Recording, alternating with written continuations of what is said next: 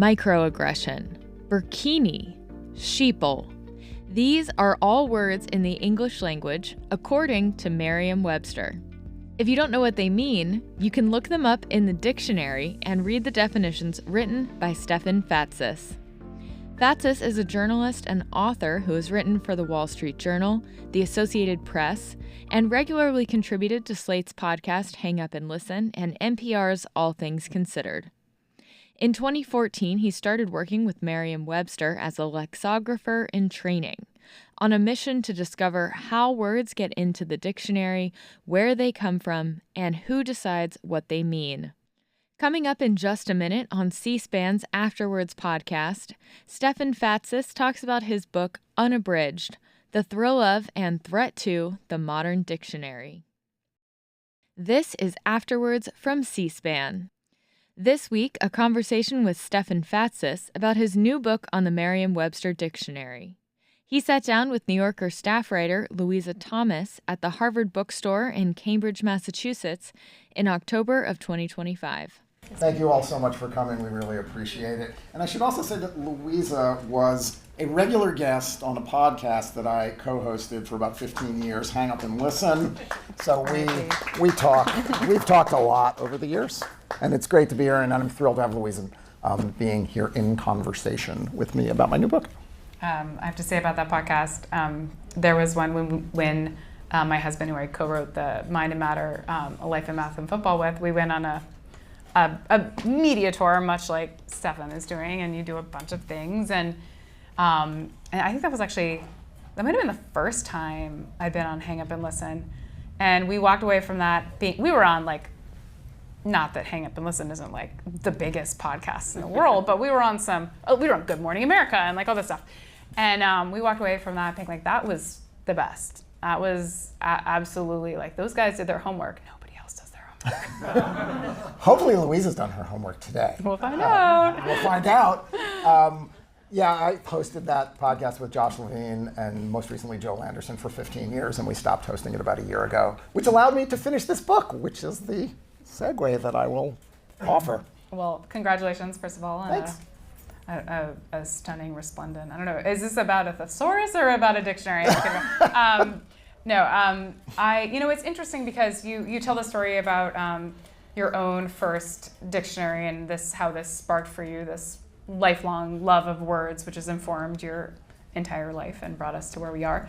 But what sparked your writing this book? Not your interest in it, but your decision to first write a big story about it and spin that into a book. I mean, I had been in love with the idea of dictionaries and dictionaries proper since I was a little kid.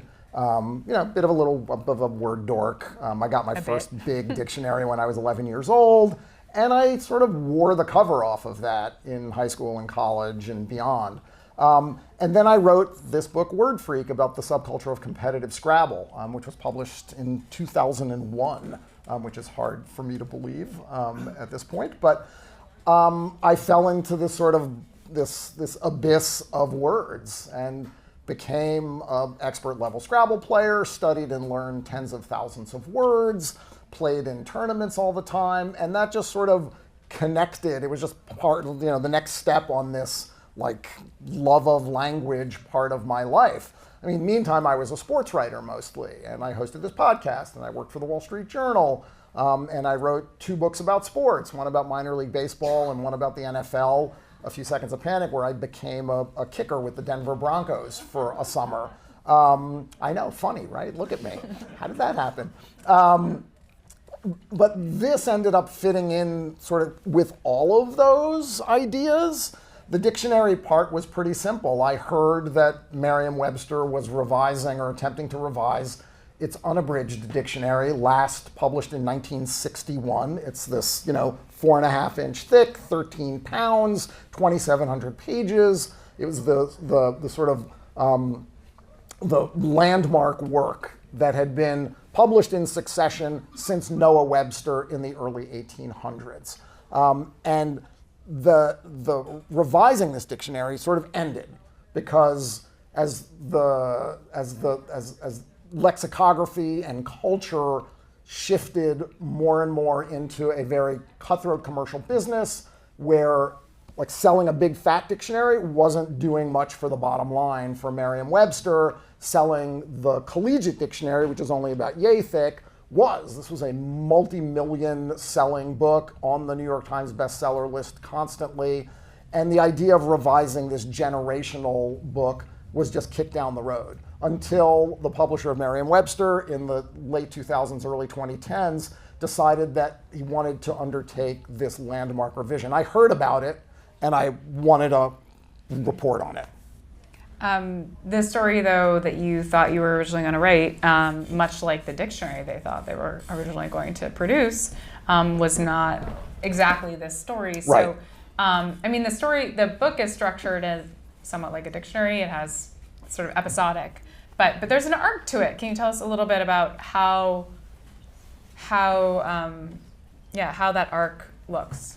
Yeah, well, it started as a piece of reporting. So when I first went to Merriam-Webster, it was 2014, and I wrote a 10,000-word article for the news magazine Slate about Merriam revising the unabridged dictionary. And when I was finished with that, I realized, reporters sort of dive into a story and then make this decision like, oh, is there more there? And I decided there was more there. And I asked the publisher of Merriam-Webster, I didn't ask, I said, I'd like to do a book, but then the ask was, but if I do a book, I want to embed. I want to be part of the company. I want to learn to be a lexicographer. I want to write definitions. I want to see how the language sausage is made, because I felt like that was a better story. My previous 2 books also involved me doing things, becoming a Scrabble player, becoming an NFL player. So why not become a lexicographer? I was, as qualified to do that as I was to kick footballs in NFL training camp. Which was harder? Which was harder? Writing definitions was harder. Believe it or not, and I can explain why at some point. But That's a tangent. Continue on your arc. So the arc. So I embed, and what I thought the story was going to be was this, over the course of 3 or 4 years, telling the story of this mammoth, important dictionary, the unabridged, that created an absolute political and cultural firestorm when it was released in the early 1960s. It was decried by the New York Times and the New Yorker and writers in the Atlantic. Across culture, there were hundreds of stories written about the sort of the decline and fall of Western civilization as embodied in this one dictionary. It was viewed as permissive, it was descriptivist, it was telling people not how they should use language, but how language is used. And that was the effort. That's what the editor of that book, Philip Gove, wanted to do. He wanted to sort of flip the approach toward dictionaries for the public. They were not these majestic tomes handed down from these Solomonic wise men, but rather they were the product of culture, and they should reflect the way language is used, not the way someone decrees that language be used. Like a lot of grand ideas and grand projects, this one ran straight into the headwinds of the digital economy. So about 6 months after I got there, this is probably in mid 2016, and this took me a long time, and we can talk about why at some point. But at that point, Merriam decided that this just wasn't justifiable economically. They were diverting their whole staff, about 20, 30 editors, were mostly working full-time on revising the unabridged dictionary. The unabridged dictionary was only available as a subscription site. The free dictionary, the one that you would go online today, mw.com or merriam-webster.com, was the one where the traffic is going. And where the traffic is going is where advertisers want to be. And without advertisers, there is no commercial dictionary business. So they shut down this project 6 months after I got there, and I was like, okay, what am I going to do now? My whole idea of what this book was going to be was kind of blown up. But I decided to stick around because I was, A, having too much fun, and B, I'm a fairly, confident reporter and writer, and I knew that I could find a way to turn this into a different narrative. I mean, there's a tension in this book between the growth of the digital universe of not only Merriam-Webster, but digital dictionaries, which is a story you also tell, and the material history of dictionaries. There is so much paper in this book, and you are clearly you are not only a word nerd, but you're a guy who like really gets excited by holding a crumbling piece of paper from 1828 and trying Who to... doesn't? I mean, it's so cool. I do. And I was wondering, it's sort of actually an unresolved tension, because you feel the sense of loss, when we don't have paper slips, which are just, a huge part of this book and of the history of the dictionary. Right. But also, are these like digital efforts that seem to excite people, and I sort of wonder like where you land on this. Are you is this a lament of yours, or is this something where you're like, this is the future and paper slips are great and we're losing something, but so is the internet? I mean, look, the internet is actually a much better delivery system for a product like a dictionary. You can do more research more quickly, define more words, explore and use the technology to better effect. And that usually means like limiting it to sort of the strictness of defining words. You just have much broader reach. There are databases. You can do things called collocations, which allow you to look at how words are used in relationship to one another. There's just way more sophisticated ways to actually define language and see how it's used in the real world.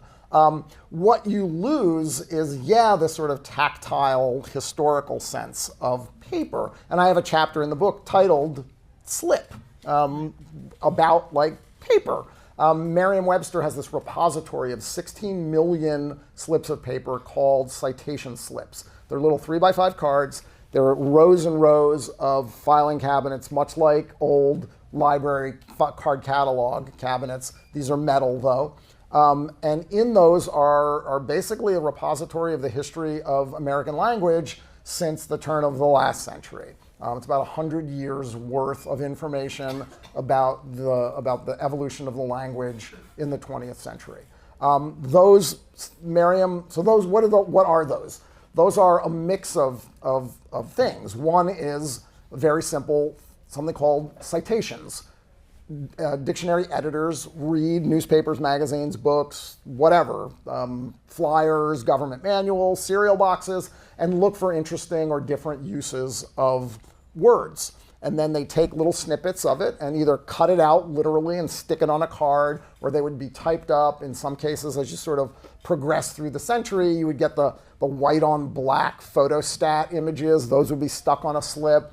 You would then get the early computer printouts that didn't have any tails on the G's or Y's or Q's. So you can see the sort of evolution of American technology through these slips. And then you can also see the evolution of American language through these slips, because also some of the slips included conversations that editors had with one another about individual words. How do we define this? How do we label a word? Is there enough usage evidence to merit its inclusion in the dictionary? And very often these conversations would occur over literally decades. And you can tell, and this was really, I loved doing this stuff. This is like forensic, CSI shit about words.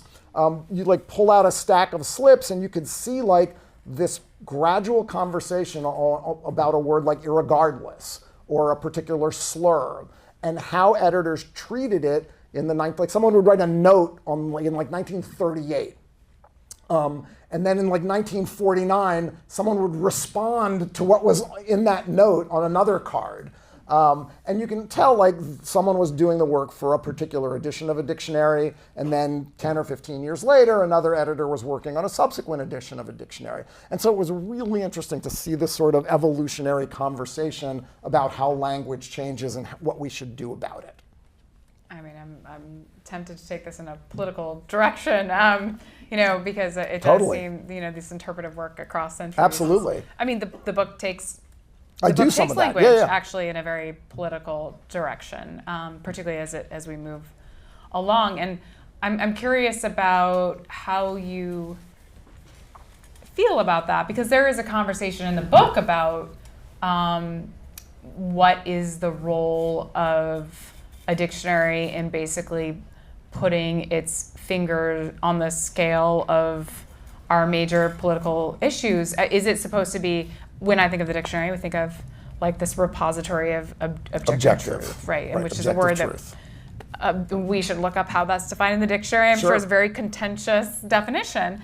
And yet there is also something, like if I'm being honest, there's something necessary, as much as I might decry the idea that there is objective truth and that, you know, the language is inherently political and that, you know, there is something actually important about having a trustworthy, like something that's trusted across groups. And I'm curious if you could talk a little bit about what led you to those conversations and lead us out of them. Yeah. Everything is political. I mean, every decision that an editor at a dictionary like Merriam makes about a potentially contentious piece of language is inherently political. Can you give us an example? Sure. Merriam in the last 15 to 20 years has edited words like marriage and girl and woman and they and pronoun, right, to adjust to the way language is used. And those decisions trigger people and in some cases trigger dangerous reactions. And there's a shooting the messenger quality to what a dictionary does. So for instance, and now we're going back to the mid-2010s, early 2010s, Merriam adjusted the definition of marriage to not just be between a man and a woman, but between two people. Stephen Colbert, 6 years after that change was made, did a segment about this, which is really funny. You should Google it. And that led to Merriam receiving hundreds of hateful emails, threats, death threats in some cases. That happened again more recently with a change to, I think it was just the definition of girl, though possibly girl and woman, which led to someone actually being arrested and convicted of felony counts of threat and jailed for a year. So the simplest changes in language can evoke the most toxic responses. And we know that because of everything that's happened in the last decade with words like, most recently, DEI, but also woke and cancel culture or just cancel. I mean, there are sadly dozens of examples of this just from the Trump years. Stefan actually found himself at one of the more innocent and amusing controversies, which he recounts in this book. But among the word that Stefan, our Stefan, has defined in the dictionary is sheeple. What is a sheeple? So like I said, I wanted to define words when I got to Merriam-Webster. In my first day at Merriam, I said hi to the director of defining, is his title, which is fantastic, right? Best title ever. And Steve Perot is his name, and Steve said, so what do you want to do while you're here? And I said, I want to define words. And he said, words that get into definitions that get into the dictionary? And I said, yeah. And he said, yeah, we'll see about that. I wound up drafting about 90 definitions of words, and by my latest count, 14 have gotten into Merriam-Webster. Thank you very much. So if you look up microaggression, that's me. Big words. I know, big word. Safe space, that's me. Dog pile. Headbutt was not in the dictionary. I got headbutt in there. I got a 31st verb sense of the word run into the dictionary, which is probably my proudest achievement because run is one of the longest entries in the dictionary. And for generations, no Merriam editor thought to add a sense of run, meaning in a baseball game for an umpire to throw out a player or a coach. He ran him from the game. That's a baseball sense. But I also defined this word, sheeple, which I thought was pretty common. And then much to my surprise, when I went to look it up on Merriam, it wasn't there. So I wrote a snap definition. You do that and you put the word in what Merriam called new words. It was just this giant spreadsheet of thousands of words. And you would write a little quick definition. You would give some some supporting data, a couple of examples, and then sort of a priority, like how important was this word to get into the dictionary? Like right away, could it wait? Do we need to watch it for another 5 years to see if it entrenches in culture or not? Sheeple got the go-ahead though, and I defined it. People who are docile, compliant, people who behave like sheep. I did like a whole etymological history of the word. I discovered that, the OED had first discovered that the first citation goes back to around 1945. I found some other citations in the 1940s. There was a newspaper columnist in Atlanta who wrote about the word and said that the German and Italian sheeple gave us Mussolini and Hitler, which, C-SPAN's Afterwards podcast continues in a moment. Now back to C-SPAN's Afterwards podcast. Where are we now?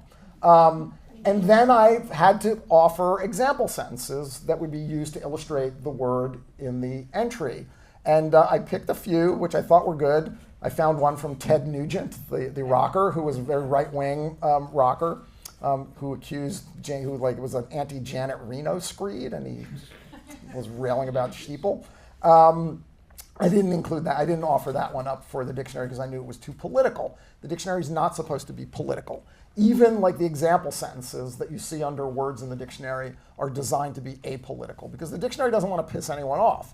The goal here is to present this objective truth that you read and you think, that is exactly right. Okay, that's what that means. I get it now. It's as if no human being wrote it. It's just appeared because it's the essential truth. The one quote that I offered that was accepted was a definition of, it was a review of an Apple iPhone case in which the author compared Apple users to sheeple, which fair enough, right? I mean, Apple people pretty loyal. And it said that like the Apple users, the sheeple would still buy this case even though it wasn't a great product, whatever. It led to this torrent of like emails and social media posts and news stories. Merriam-Webster labels Apple users sheeple. Literally, like that's almost a verbatim quote from the headline. And since the dictionary doesn't want to be political, after about a week of this virality and this word going public, Merriam quietly removed the example sentence from the definition. And life went on. The dictionary doesn't want to court controversy, so even with all of these more serious words, these controversies over words like marriage and girl and woman and many others, the dictionary tries to be as 1,000 feet away from the politics of everything. The tablets that are just discovered. Tablets that are discovered. But I was pretty psyched that I made a word go viral because it was great to write about. I had a whole half a chapter to write. It's great. I'm curious, you mentioned the getting into the etymology and things like that. How much of your interest in words has to do with the kind of tentacular, the way that words inform each other and languages and because, I'll say that I came to language not through a childhood dictionary. I found the dictionary actually very boring as a kid. What is wrong with you? Well, I have no Seriously. idea. But I studied Latin, and just discovering how much of Latin and other languages subsequently are embedded in our totally idiosyncratic and weird language was thrilling, and I was wondering, did your word journey include any foreign language study? Do you consider etymology? How do you work that into definition beyond the sort of comes from early German blah blah blah? In a word, no, I'm not a linguist. There are linguists in this room who know much more about syntax and speech and morphology than I ever will. I did study Greek when I was a kid, not ancient, but modern. study in air quotes. My father was Greek. I grew up speaking the language at home. I took forced Greek lessons once a week with this old dude, Mr. Dimitriou, who would fall asleep when I would be like reading out loud, and I would kick him under the table to wake him up. But I learned Greek, and I went and lived in Greece for a couple of years. So I had that sort of, it's just part of who I am. I never really thought about it as like directly connected to any love of language. So for me, it was really more like, we're writers. We like writing. I like reporting. I like using the words, putting them in order, making them make sense. So I never really deeply thought about the content of the dictionary or the creation of the dictionary. For me, it was much more like a sentient user. So this was all new for me, which is what's exciting about reporting on something that you don't really understand. Do you ever find yourself, this is a question about the project of not just writing this book, but writing in general. I'm willing to bet that your vocabulary is orders of magnitude larger than mine. No. Absolutely. No. I just know a bunch of words because of Scrabble. We could could.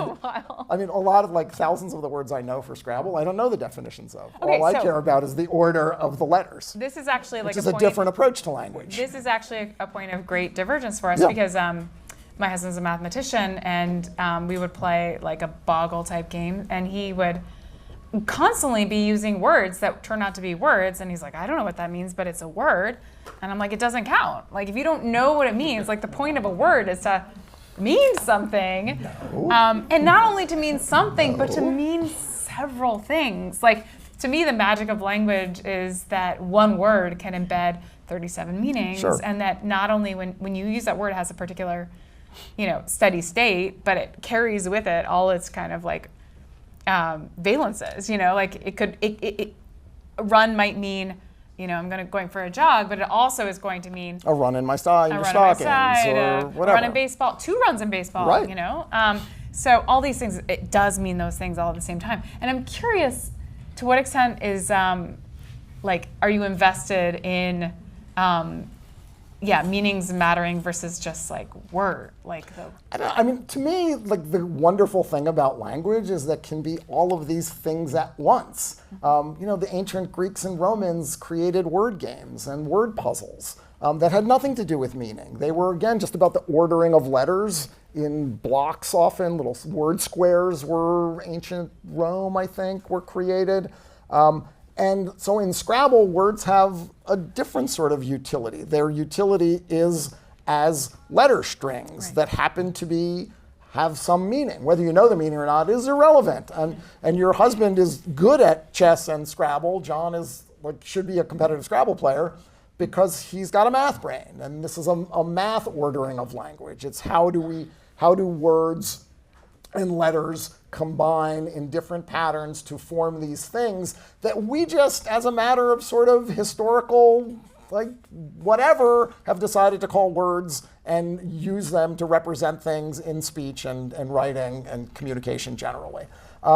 So I don't know. To me, the meanings, I've been able to sort of look at language sort of from both sides now, as this purely silly but deeply, deeply serious utilitarian exercise in a game like Scrabble, and then in something like writing 120,000 words and putting them in a different kind of order to write a book, and then in having a wonderful conversation with you, and also in trying to parse what an individual one means and create this sort of portrait of a word that can be included in a dictionary. Again, the etymology, there were people at Merriam-Webster that could do etymology. There were people at Merriam-Webster whose job was to try to find the first date of usage of a word.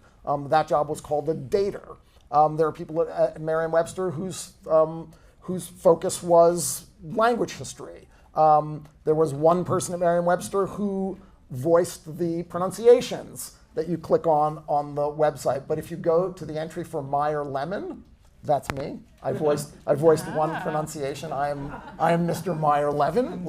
It's not Mayor Lemon. It's Meyer Lemon. Yes, it's Meyer Lemon. It's not Lemon. It's not Lemon. No, it's Meyer Lemon.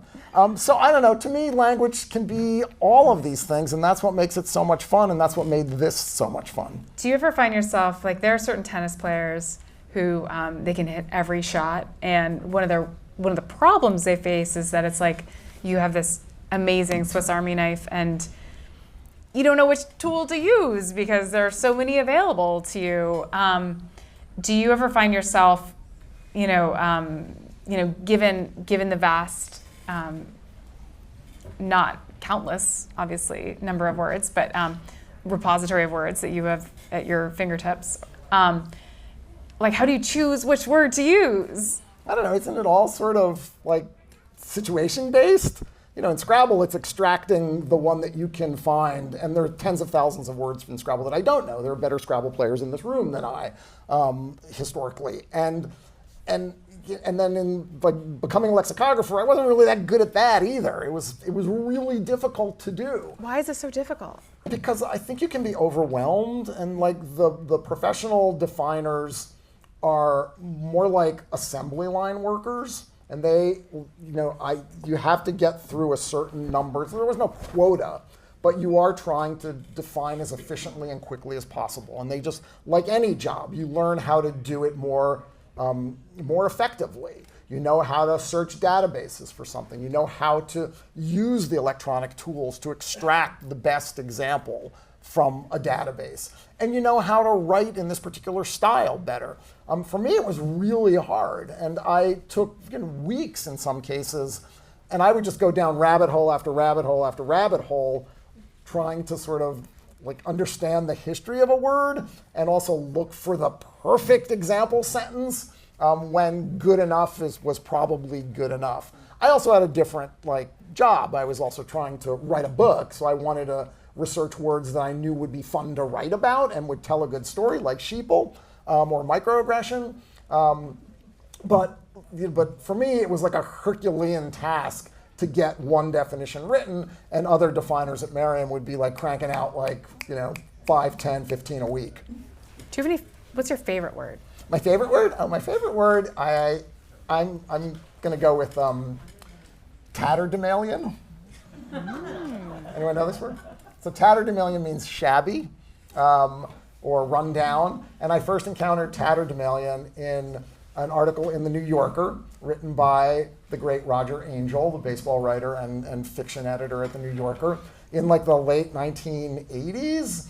And it was a season recap of the baseball season. I think it was 1987. And he referred to the lowly tatterdemalion Mets. Mm-hmm. Harsh, right? I know, especially, it was right after the 1980s. Sorry, Boston. After 1986. Sorry, not sorry, Boston. And I didn't know what this word meant. I looked it up, and I vowed to use this for the rest of my life. And I included it in, it's now been in 3 books. So Easter egg, see if you can find tatterdemalion in this book. And then at one point, about 10 years ago, Roger Angell used it again in a story. So I called him up and I said, and I did my database research, and I discovered that Angell had used it 7 times in 60 years. And I said, Roger, you've this word tatterdemalion, it's lovely. I love that you use it. And I said, but you've used it 7 times. And he said, I've used it how many times? He was shocked. And he was like, I can't believe, I'm embarrassed. And I can't believe someone was out there counting how many times I used a word. And I was like, no, I love this word, and I love that you use it. I don't think he used it again before his death, and I kind of feel responsible for that. So sadly, he did live to 101, so yeah. He was amazing. Totally amazing. Yeah. And that is actually where I have also come across that. And is it? Word, absolutely. Well, I just read a story about the Mets, so I had to look up tatterdemalion. Oh, you saw it? Really? Yeah. Oh my God. Because I ended up doing it as a monologue on the podcast, and then I wrote a story about Roger Angell's use of tatterdemalion for Slate. Good stuff. Do you have a favorite definition? Maybe that's a hard question. Yes, hold on. Well, I have a favorite and a least favorite definition. Oh, good. Even better. So I'm going to just talk for a second, pretend that I know what I'm doing here. I'm going to find it. I should have marked it here. I'm so sorry. Okay, here it is. So I mentioned Philip Gove, the editor of Webster's Third, the book published in 1961. And so Gove, in addition to trying to make the dictionary more descriptive, he also came up with a new defining style, and that was called replaceability. Every definition had to be able to be plunked into a sentence in place of the word that is being defined, which makes sense, right? You want to be able to take the definition and stick it in there, and that's what it means. And it got kind of crazy because the third was this, again, 2,700-page book. It gave editors license to be more descriptive in their definitions. So there are a few definitions in the third that are just absolutely hilarious. Okay, so here's the definition of hotel.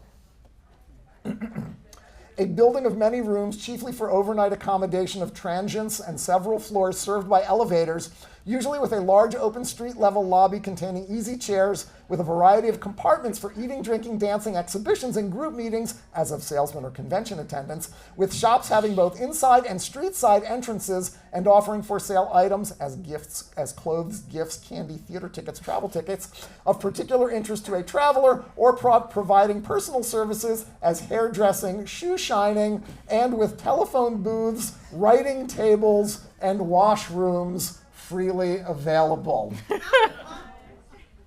You wonder why the dictionary is so long. Right. I mean, you know, as one of the editors said to me, if the dictionary was going to be unabridged, it was going to be unabridged, damn it. So, that was 91 words. The definition for oxygen was 192 words long. Amazing. So, those definitions are not that long anymore. Yeah. You know, it's interesting when you think about, among the many wonderful chapters in here, there's one about a woman who gave her life to procuring papers and books and dictionaries and letters, and she was just kind of drowning in paper and in containers. And there is this wonderful quote that, if you don't mind, I'm going to refer to. This is my second to last question, and I'm going to open it up. Sure. Who doesn't like being quoted? Go ahead. Yeah, so I'm not going to quote you. You're going to quote her? I'm going to quote someone talking about her. I'm going to quote someone else after this, but it's also Excellent. not you. Okay. If you want to read my quotes, you have to read the book. Yeah, exactly. It's just I'm saving the good stuff. You know, there's something about the originals and being in the presence of the originals, studying them, handling, that you can't get any other way, Silver said before we exited the room. She's just been touching the stuff. It's not just what's contained in these books, it's the container itself that transmits knowledge.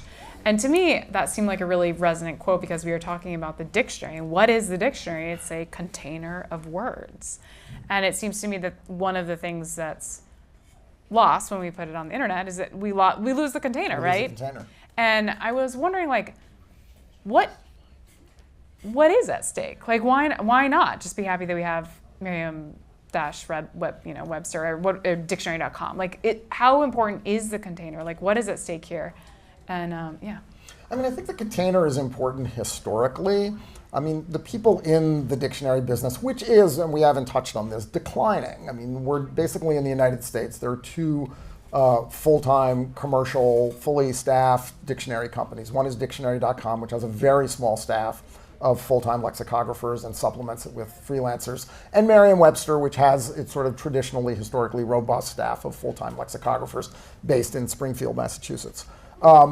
And the containers, I mean, are becoming artifacts, and that is completely understandable. And the conversation around the containers is whether we should save them. What should happen to those 16 million slips of paper at Merriam's headquarters? What should happen to this basement dungeon filled with more filing cabinets and stacks of books that were used for the example sentences in Webster's third?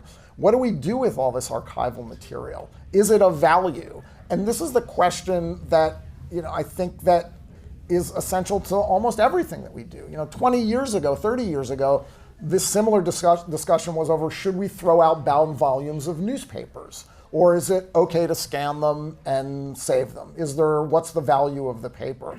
And I think it's in the eye of the beholder. I mean, I can tell you that when I went to Yale's Beinecke Library, which has all of Merriam's corporate archives from the second half of the 19th century, it was a thrill to touch all of this and read these letters and see the original materials and the sort of like the ledgers that the people that put together dictionaries in the late 1800s kept about the number of hours people worked and the pay that they gave to freelancers defining words for the dictionary, and these business correspondence among the owners of the company. C-SPAN's Afterwards podcast continues in a moment. Now back to C-SPAN's Afterwards podcast. And I don't know what we have to replace that. And that's a historian's view. And I'm not a historian either, but that's a historian's view of what the value of these documents are. And you opened that question by asking about this woman who was a dictionary collector. Her name was Madeline Kripke. She had more than 20,000 books in her apartment in Greenwich Village. 20,000 books is like, Waves Arms, right? We're in a bookstore. Her apartment was about 1,200 square feet. There were books and papers and documents and ephemera and whatever else, some of it unopened, still in brown wrapping paper, that filled basically every surface of the place. The only way to walk from the kitchen to her bedroom was down a path that, as I write in the book, looked like someone had shoveled a path in a blizzard. There were stacks on either side. There were stacks of books on one side of her bed. And when I saw that, I gasped. And I hoped she didn't hear me. It was remarkable. But she wasn't just a collector. She was also an academic, a student of all of this stuff. She could tell you something about everything in those books. She was an expert on slang. She was an expert on the Merriam family because she acquired a trove of papers from one of from the descendants of one of the Merriam brothers. There were 5 Merriam brothers. 2 of them founded the company, but there were 3 more that later worked for the company. And she, for $100,000, sight unseen, she bought the family documents.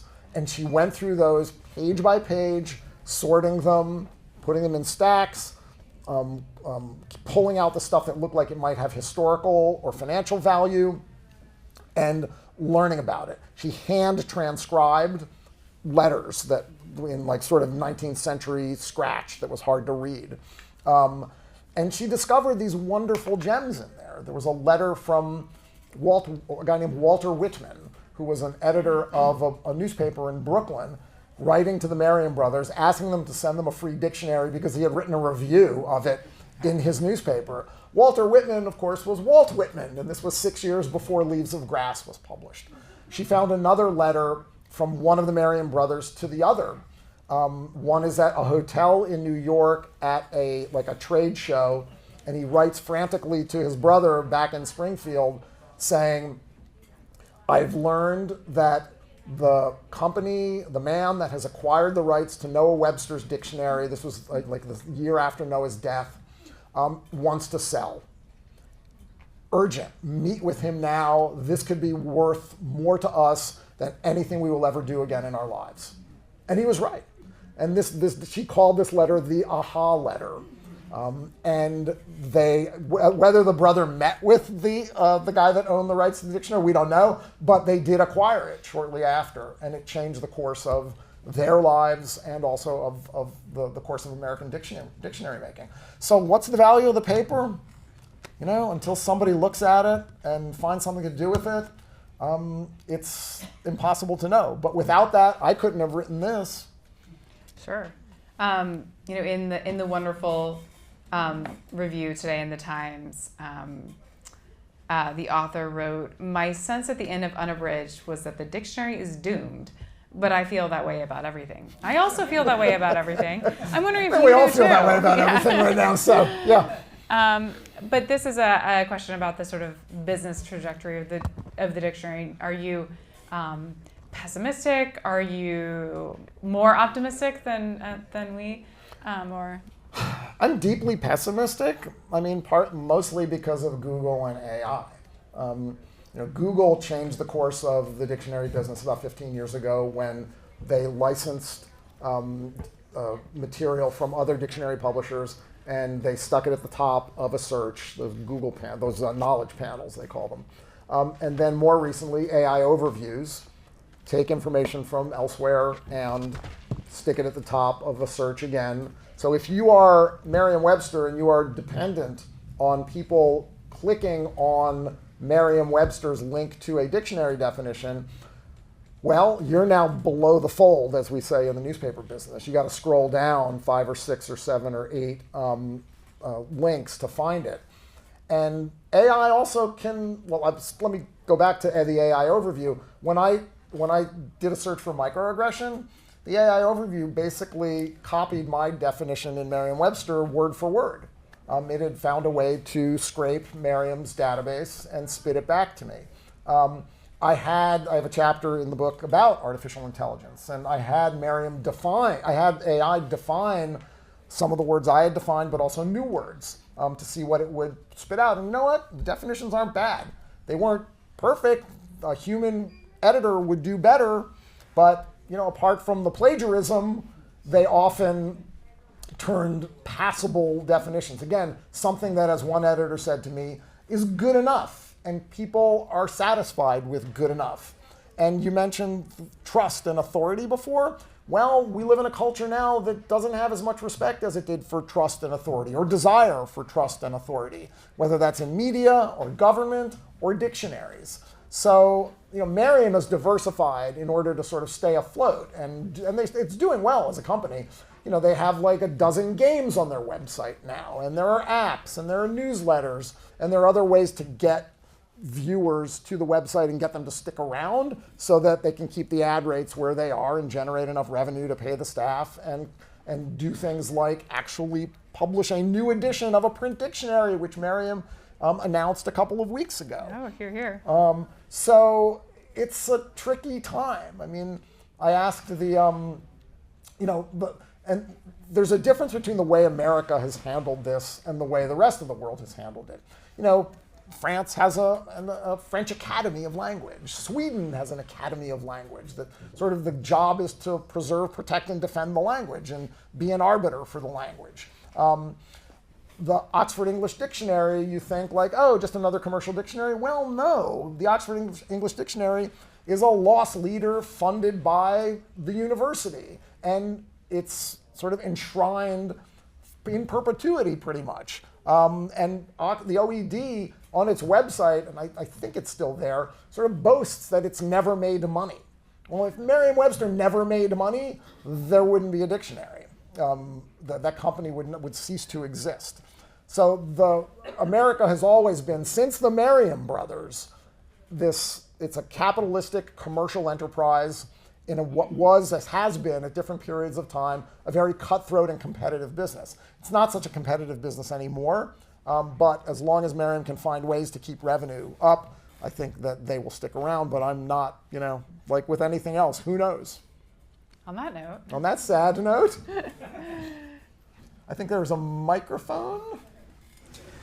Thanks so much. I feel like I need to ask for a year's worth of after balls, and here's happening in Greek basketball and your daughter's Scrabble games. But focusing on the book, I just want to continue the conversation around the effects of AI. And I'm wondering, beyond some of the other concerns that you've raised, is there also a concern that AI may homogenize some of the definitions and in a way that, especially as AIs and LLMs to kind of scrape each other and each other. So I'm curious, you mentioned some of the new definitions, but I'm wondering if there's any data, if you in your chapter on AI that I look forward to reading, discussion of how it might actually change how we approach defining words and how we see words moving forward. I mean, there's an argument, right, that AI is an animal eating its own tail, right? Like it's only as good as what's being fed to it. If AI is like scraping existing definitions, it's hard to know if it's scraping a definition that's 150 years old, that's in the public domain on the Internet Archive Wayback Machine, or if it's managing to scrape the OED or Merriam-Webster. I mean, I don't know is the answer, because I don't think anybody knows what it's going to look like. AI can write a full dictionary. You can program AI to write a dictionary. It could be a specialty dictionary, it could be a monolingual mainstream dictionary, but it's doable now, and academics have done it. What's the quality of that going to be? I mean, the jury's still out. I mean, I read like a dozen academic papers written in the last 2 years about the quality of AI's lexicographic ability. And it really is a mixed bag. I mean, there's a general feeling that it's really bad at creating example sentences. It writes lousy sentences, but the definitions tend to be okay, a little wordy, not precise enough, trying to jam too much in there. I think one of the analogies I use in the book is that the AI, when I asked AI to define a word that didn't have much data and there were no existing dictionary definitions yet, cottagecore, it tried to sort of jam in like 50 examples because there were like 50 examples in the magazine stories that had been written about this trend. But that's probably just going to get better. So I think it's probably going to be like a resistance question. Are people that produce these documents going to still be strong enough to say we need humans doing it, even if it might be more efficient to have artificial intelligence tackle it? I was actually already planning to give you a choice between two questions. The first option is, what is your favorite game to play with the artifact of a dictionary, which I imagine you might have? Or the second question is a little less fun. I imagine there's a style guide. So what was most surprising about Merriam-Webster's style guide? I'll do the second. I'll do both questions. The second question about the style guide. Well, Merriam, the most fascinating, again, historical artifact at Merriam-Webster is that when Philip Gove was named the editor of Webster's Third, a decade or so before the book was published, he commissioned and wrote most of a new style guide for the dictionary. And the style guide is called the Black Books. They were in these black leather covered or cardboard covered spiral folders. And they're like yay thick each, and they are so dense and so crazy that, like, look, I'm so bad at grammar and I don't understand rules. And like, we're talking like 100 pages on verbs. And it's like, whoa, I am not reading all this shit. So the style itself, though, it's like, my editor, Steve Perot, basically defined it as intuitive. They used to foist like a usage guide, not just in the 50s, but more recently. There was one of the editors that succeeded, came after Philip Gove in the 70s and 80s, wrote this revised usage guide that was much more distilled and understandable.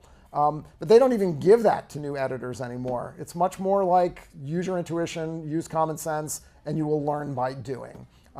The first question, what's a good dictionary game? I mean, Fictionary is a great dictionary game. Fictionary? You don't know if you've ever played Fictionary? Also called Dictionary. Take an old dictionary, it doesn't have to be old, find an obscure word, everybody writes down a fake definition or what they think could be a winnable definition that would trick the other players, and then someone writes down the actual definition on a slip of paper, and then you read all of them aloud, and everybody votes, and whoever's definition is selected wins the round. Love that game. That is all we have time for. Thank you both so much. Thank you so much. Thank you, everybody, for coming. Thank you, Louisa. Sorry, I'm not live. Thanks for listening to Afterwards from C-SPAN. You can watch more conversations with authors like this one every Sunday on C-SPAN 2's Book TV. Book TV and all the C-SPAN networks are now available to watch live on YouTube TV. Learn more at tv.youtube.com. And join us next week for a history of civilian-military relations and divisions in the United States. Author Corey Shockey will talk about her book, The State and the Soldier.